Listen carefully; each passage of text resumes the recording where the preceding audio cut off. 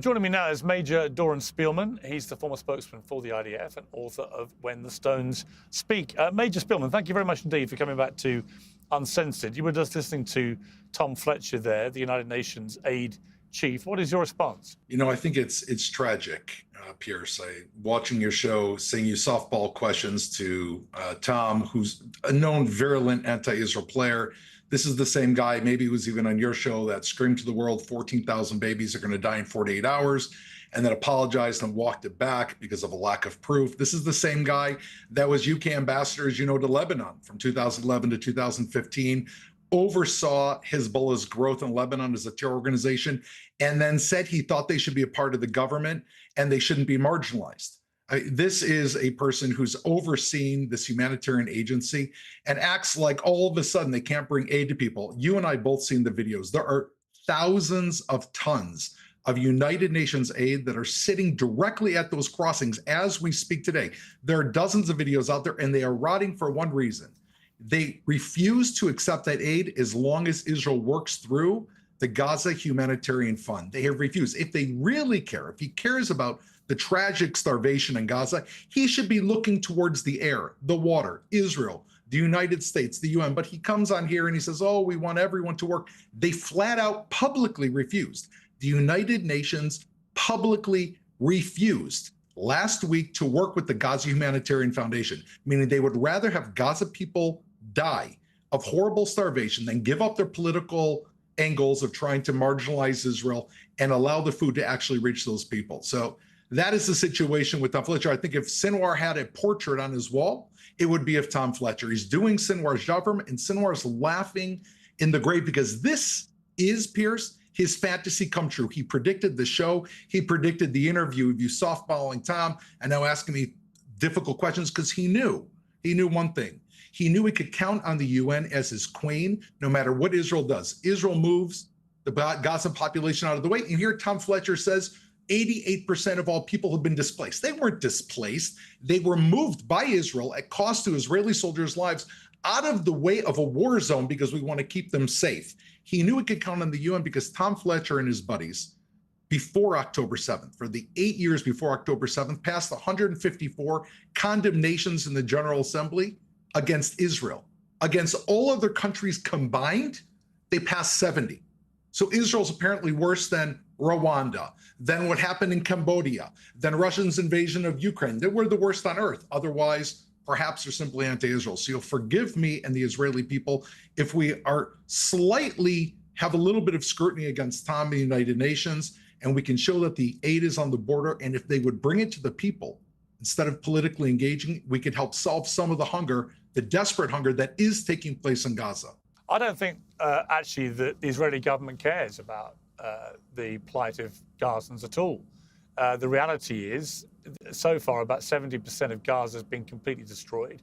The remaining population have been herded around now into ever smaller pockets of what is remaining there. You've got people like Smodrich, hard right members of the government, openly talking now about cleansing Gaza of Palestinians, which would be ethnic cleansing. He wants to kick them all out of the country. Then I hear Israelis say, well, he doesn't speak for the government. He's the bloody finance minister. Of course he does. And so you've got people like this saying, well, yeah, we're going to cleanse Gaza of all Palestinians.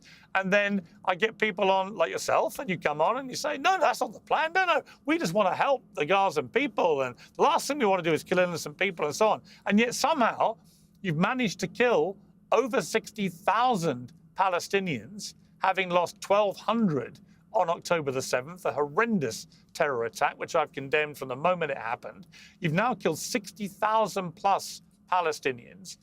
You've got 20,000 children who've been killed. You've now got starving and emaciated children, images being beamed to the world on an hourly basis, many of whom are now beginning to die literally of hunger. And this is started by a 3-month blockade, deliberate policy of a blockade, starving the innocent Gazans of food and water and aid and other things. And you put it all together, and you now have almost the entire world looking at Israel saying, what on earth are you doing? When are you going to stop this? And yet still, and I say this with respect to you, still people like you will come on, Major Spielman, and you'll say there's nothing to see here. There's nothing that can be reported because you won't allow media to go and investigate this independently. Nothing to see here. We are doing everything by the book. We're the most moral army in the world. And actually, anyone like the United Nations, who I thought spoke very eloquently and very straightforwardly about the problem and made it clear he doesn't want to be remotely partisan here. But when I couple what he said with what British doctors are talking about in the few remaining hospitals, where they're talking about children being used as target practice. Now, I would love to see a proper investigation into that, because that was said on British national television, that children were coming in with patterns of clusters of sniper fire, as if they've been used as target practice. Right? So, yeah, you can come here and you can attack the United Nations. You can say they're the villains. You can blame Hamas for everything. But my final point to you, Major Spielman, about your big, lengthy diatribe there about me, about United Nations and everything else, is you quote Sinwar and talk about this is what he wanted. Actually, what he wanted when he did what he did on October the 7th is lure Israel into a response that was so wholly disproportionate, it would alienate Israel from the rest of the world. And that is what's happening. And that's what you don't see is happening, because you are so convinced of your moral right here that you do not see the wood for the trees. And I say that as somebody who supported Israel for many months. As you know, to my personal cost, I was attacked virulently from the other side. But there comes a point when Israel's friends, those who've always supported Israel, have to stand up and say, enough of this carnage. It is getting you nowhere. You're not dismantling Hamas. You're not getting hostages freed. You've got starving kids now dying on a daily basis. Enough. So that's my response to you. Piers, I hear one lack of a word that comes out of your mouth with this entire statement, and I can agree with you that there's hunger in Gaza, which is Hamas. You throw out the word Sinwar. You blame Israeli opinion on Smotrich. I have news for you. The Israeli people are not defined by Smotrich, and the Israeli people do not all want to raise the white flag and go home. This is a consistent theme where Smotrich wants to cleanse Gaza and every Israeli just wants to fold the white flag. No, there's another alternative, which is I'm not willing to go to sleep, and neither would you, Piers, with Hamas remaining in Gaza. And you are correct. Sinwar planned this. His queen, his bet was the international media and the United Nations. He knew Israel will move the population, they'll be blamed for displacement.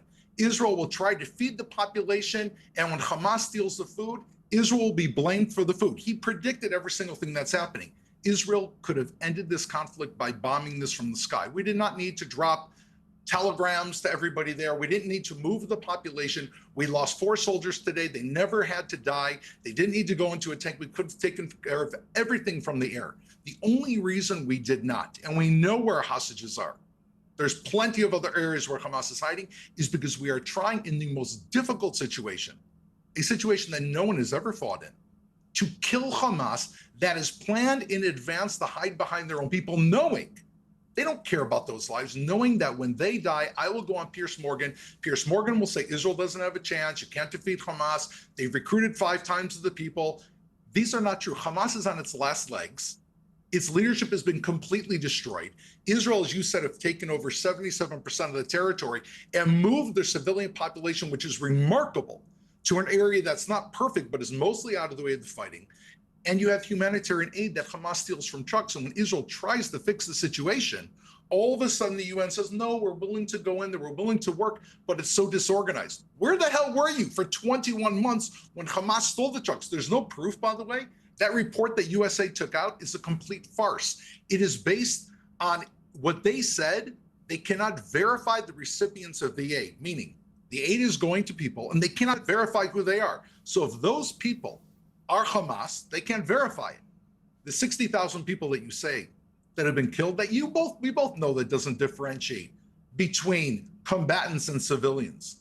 Piers, it's the exact same discussion again and again. And once again, everything negative about Israel. We're the only democracy in this Israel. We're fighting for our lives against an enemy 2 miles away.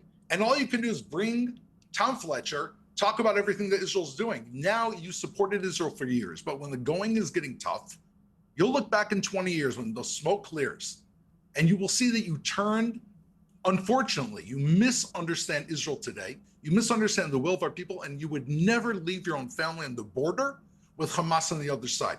That is the bottom line.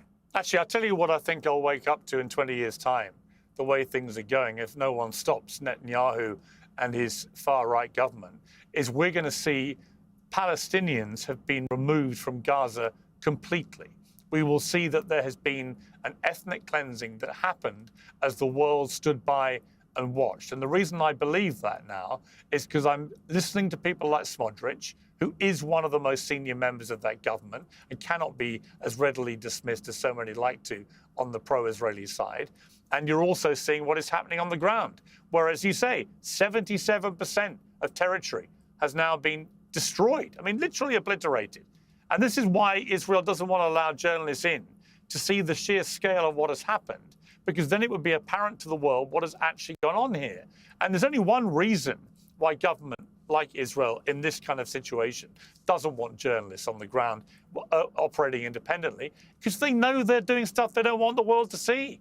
Because when it suits Israel, when they wanted to take the world's media to see some food trucks the other day, oh, no problem, in you come. When after October the 7th, they wanted the world to see the horrors of the kibbutz, quite rightly, no problem, in you come.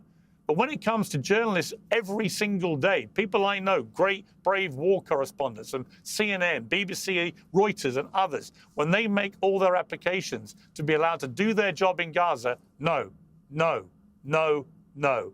One or two friendly people who are very pro-IDF are allowed to go in for a few hours with the IDF and write very positive things about what they see. But you are not allowing, well, not you, but the Israeli government is not allowing independent journalists to do their jobs because they don't want the world to know what they're doing. And that's what's going to happen in 20 years' time. It will turn out, I believe, and I hate the fact that this is almost certainly what's going to happen, there will have been an ethnic cleansing of the Gazans. They will no longer, if this carries on, be in Gaza. And there will be widespread evidence of war crimes, including how did 20,000 children die? Is it true that children were being used as target practice by the IDF? As a British doctor said on British national television 3 days ago, literally used for target practice. Now, I'm sure if we ask the IDF about that, they'll say, we're launching an investigation. We're launching an inquiry. Actually, this doctor sounds like he's pro-Hamas. Actually, blah, blah, blah, blah, blah, blah, blah. The same thing that is said every time, because journalists aren't allowed in to verify either way. And when you block the journalists, you block the truth. You know, Piers, you're talking about the Gazan population and ethnic cleansing. Do you think that if a Gazan wants to leave Gaza and go to, I don't know, London or Brooklyn, should they be allowed to? I think Gazans should be allowed to stay in Gaza, don't you? Okay, we both think Gazans should be able to stay in Gaza. But if they want to leave the war zone, you're not answering my question, they want to go to England, they want to go to, should they be allowed or should they be forced to stay in Gaza? So are you saying that Gazans right now can get on a plane to England, are you? I'm saying that if England, if you believe that they have the right, Piers, to make a decision about their future, then all the countries around the world who care about these people, care about the starvation, should open their doors, and we should leave it up to the Gazan people. No one is forced to leave Gaza. If you go to the border and say, I ask, just like if you decide to go to France tomorrow and go on a trip, I would like to relocate my family, should they be allowed to relocate? Of course they should. They should be allowed the exact same human rights as you or me. Now, do you agree that Gazans should be entitled to the same human rights as you? I do. Unfortunately, at this point in time, they're in the line of fire. But I do believe that if they want to leave, like President But what about before October the 7th? They must not be forced But what about before October? Hang on. Before October the 7th, did Palestinians have the same human rights as Israelis? They live in their own area. The reason that they, of course they did, they voted in their own leadership, which was Hamas, meaning the Germans voted in Hitler. I know you don't like these comparisons. They voted in Hitler. Hitler took control. He eliminated their rights. He eliminated many of them. He eliminated homosexuals and Jews and people with physical handicaps and the Romas. Just like that, the Gazan people had free and open elections. Unfortunately, and we don't like to talk about the elephant in the room, they voted overwhelmingly in 2007 for Hamas, and they condemned their children. Meaning, what was Hamas? What were they thinking Hamas was doing all of these years? When Hamas were digging tunnels, not underneath their homes. I've been there, into their homes, into their children's bedrooms. You've seen the pictures. When they indoctrinated their children and brought them into schools and taught them hatred of England, of the West, of Israel, what did these parents think that Hamas was actually doing?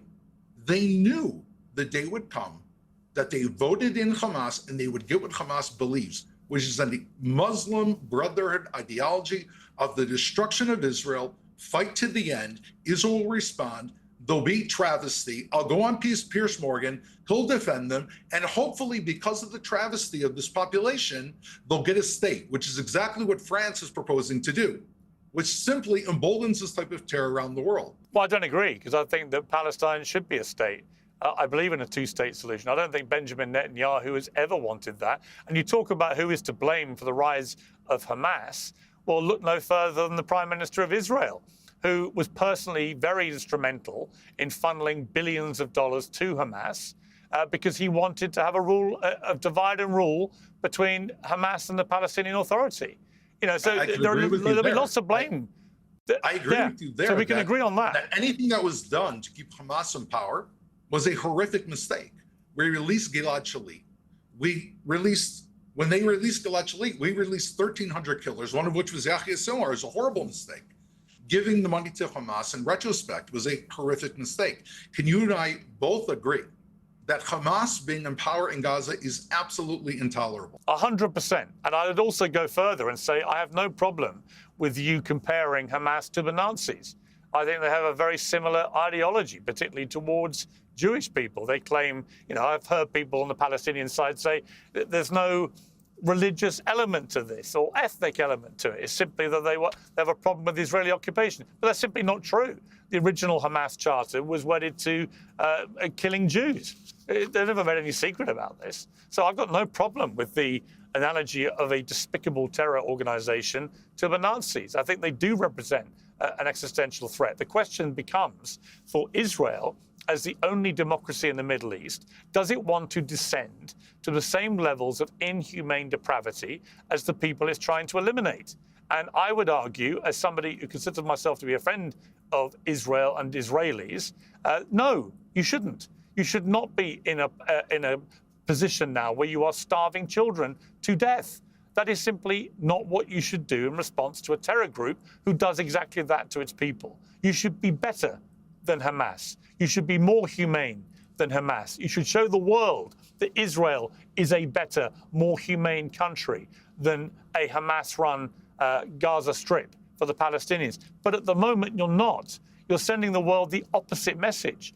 And so friends like me and allies like France and the UK and others, even Donald Trump today, directly contradicting Netanyahu. He said there's no starvation. He said, well, the children look pretty hungry to me. They look pretty hungry to all of us. So, you know, you can say that black is white and white is black and everything else till the cows come home. We all know what we're seeing with our own eyes. And we're seeing starving people. And we're seeing starving people getting shot dead.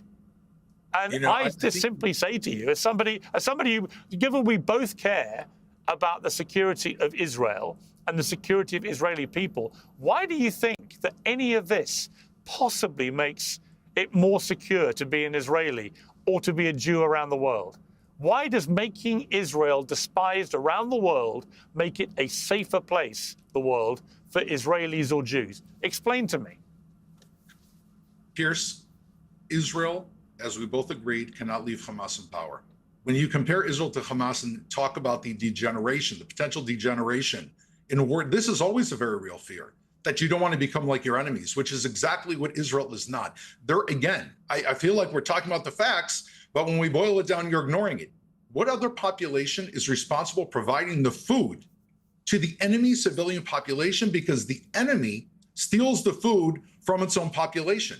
What other population, what other army moves people out of the way, putting our soldiers at risk so that we won't kill them? What other population sends in ground troops? For us, 800 ground troops that have been killed is 30,000 soldiers in the United States. Why are they killed? Because we're going in on the ground and flushing them out and not just bombing them from the air like Britain did, and justifiably during World War II when they bombed. Why are we doing all this? Because we are fundamentally different. And if you do not understand it, we are not sending this message to the world. Piers, you are sending this message to the world. You say that you appreciate Israel, but by quoting all these things, Gazans are target practice, not verified. Israel's not allowing the UN, not verified. There's stuff sitting on the border. Israel's saying, come on and take it. All of these allegations, USAID's report is based on people that they say they cannot collect testimony from. You are sending this message to the world. We have one job. It is to kill Hamas and try to do so in the most moral way possible. If the world does not understand that, and if the world is going to attack Jews because of it, that is the world's problem. Israel has suffered before. Our people have suffered before. There's no excuse for people to show anti-Semitism and attack our people, not because we're carrying out a war, not because they disagree with anything. The reason that this is right now, all the international pieces, the United Nations and OSHA, passing 154 condemnations against Israel and 70 against the rest of the world, does that not strike you as being a little bit biased? As somebody who likes Israel, 154 UN resolutions passed by Tom Fletcher's bosses and 70 against the rest of the world, including North Korea and Russia and China. Does that add up for you as being fair and just? Well, what bothers me is not playing whataboutery with other countries. You can talk about that, and you can argue toss about all countries doing awful things. Again, what bothers me is that it doesn't seem to me the penny is dropping fast enough for people who are supportive of Israel, that what is going on now is making Israel a global pariah. That is just a fact. It's not me saying it or spinning it or trying to conjure some kind of media narrative that isn't the reality. The world is turning against Israel in a very fast and profound manner from which it may never recover if it's not careful. And for what? You're not getting the hostages released. No hostages released alive since February. You haven't finished off Hamas, clearly, or you wouldn't still be doing this. You know, children are starving to death. Thousands of civilians have been killed, and many okay, let's say you've killed 60,000, of which a third are combatants. Who knows? Say a third of the Hamas terrorists. That's 40,000 civilians, of which half are children, in a population of 2 million where half are children. Right? None of this strikes anybody now as proportionate at all. It just looks shockingly disproportionate, and it looks like nobody in Israel, in the government, cares. Piers, you said something that I absolutely agree with. The penny has not dropped. The penny has not dropped around the world about what Israel's facing. And I'll tell you simply why. It hasn't reached their doorstep. No one knows it better than you and your country, because from 1939 to 1941, you alone fought the Nazis, right? Why? It wasn't a world war. It was the European war. When did it become a world war? when it reached the doorstep of the United States and Pearl Harbor. All of a sudden, they really felt what it is to face Nazi Germany. Israel has been fighting this war alone. It's only our troops. It's only our children. It's only our intelligence branches. It's only our people trying to move the Gazan people out of the way. It's only our people that are fighting this war. When will the penny drop? And I hope it doesn't drop too late. When countries around the world wake up and they understand the radicalism and the cynicism that we're facing. They may understand that Hamas is brutal, but I don't think that they understand that Hamas is more brutal, and these aren't just words, to their own people. What does that mean? Yes, they will kill Israelis, they'll butcher them, they'll chop heads off, they'll do all these types of things. They willingly plan to have their own people annihilated to gain political advantage. It is something the world does not seem to understand. And the penny may drop, Piers, only when it reaches their doorstep. And I have news, as you know, Hamas right now is appealing to the United Kingdom government to take them off the terror watch list. I would keep my children inside if I live in England. If that happens, if Hamas is off the terror watch list and they're able to operate freely in England, this may only drop in 5 years or 10 years or 20 years. And when the penny drops, they'll look back at Israel and say, wow, we understand why Israel did what it did. But we're not going to stop fighting today because they don't understand. We're not going to leave Hamas on their border because the world does not understand, Piers. I can tell you for an absolute certainty, there is no chance of Hamas being removed from the terror watch list. And I would simply say in conclusion, Major Spielman, and I always appreciate you coming on. Let me just say that for the record, because a lot of people don't want to anymore, and you do, and you articulate the other side, and I appreciate it. But I look at the way that Israel dismantled Hezbollah. a brilliant, very precise, surgical, superbly executed operation from a military perspective. I look at the way you went after the Iranian nuclear program, through the scientists that you took out and the military commanders you took out, and the sites you took out, and so on. And I look at another superb military operation. And then I look at what's happened in Gaza. No precision, no surgical operation, nothing by any comparison to what happened in Iran or with Hezbollah, and instead just utter indiscriminate carnage. And that is the tragedy for Israel, is I think that the rage the nation felt, perfectly understandably, after October the 7th, when you had, by the next day, the support of most of the world, not all, because it brought out a lot of hateful anti-Semitism, but most of the world was supporting Israel. But that support's pretty well eroded now. And now you've got the world going, what is Israel doing? Why is it behaving like Hamas? And that's a terrible place for Israel to have found itself. But look, I appreciate you coming on, and I just hope and pray that this war is brought to an end before Israel causes itself even more self-harm, which ultimately, I am convinced, was the whole intention of Sinwar and the evil Hamas terror leaders. Unfortunately, I think that you have fallen into their trap, and it's been a tragedy to watch. But we will see. Maybe you'll be right, but I fear you'll be proven wrong, and I fear even more that I will be proven right. There will be an ethnic cleansing of Palestinians, and I don't think that Israel will really recover from it in my lifetime, but we'll see. Major Spielman, thank you very much. I appreciate it.